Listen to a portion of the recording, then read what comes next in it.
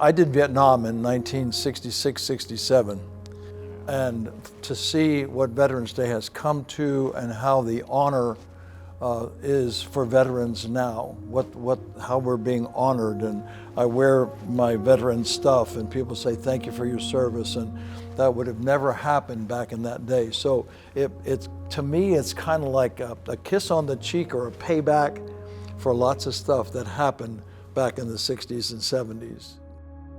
So Air Force, retired Lieutenant Colonel. I'm actually still working on the base as a foreign affairs specialist, so I do some work with the Air Force still. I'm Tech Sergeant, U.S. Air Force. I joined in 1968 with a technical degree, and I dodged the draft and ran to the Air Force and joined. and I never went to Vietnam. I went to England instead. And what did I do? Communications maintenance.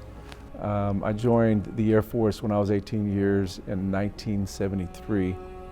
Meant to stay only for a 4-year stint, and that turned into 30 years. So I retired in 2003 as a Chief Master Sergeant. My career started out of high school and went to the Air Force Academy. Okay. My father was in the Air Force, and my uncle was a Tuskegee Airman. Yeah. So I always knew that was the path, that was my destiny, so to speak. The sacrifices that 1.2 million men and women made in previous wars for our freedoms, to protect our Constitution and our way of life. And Veterans Day for me, in a way, is the way the American public can get educated on the sacrifices we make as veterans. As veterans, sometimes you don't necessarily leave. You don't turn it off. You don't turn it off. And it's a way. It's a good point. You know. But you know what I propose? That in Israel, there are no veterans. They're all active duty. They're all active duty, all the time, ready to serve. To me, if you're an Israeli, you're all about protecting the country. I mean, this is God's gift to the world. You know, it's His chosen people, and He gave the country back to them, and it's got to be protected, must be protected. I admire the Israelis for just their extreme patriotism for their country. I think they have a different perspective of what a veteran is.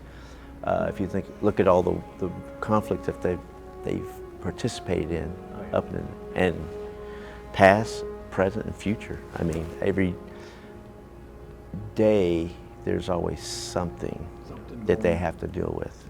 In Israel, every citizen gets that. Every citizen gets to understand the nature of the threat of war and the threat of the destruction of their way of life. And the price of freedom. But every citizen gets that recognition.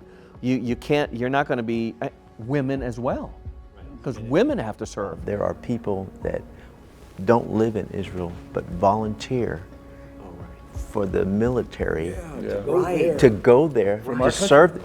Right, and they serve. They serve. And they finish that their speaks. 2 years. Thanks for checking out this episode. Be sure to like and subscribe so you get a notification every time a new episode hits.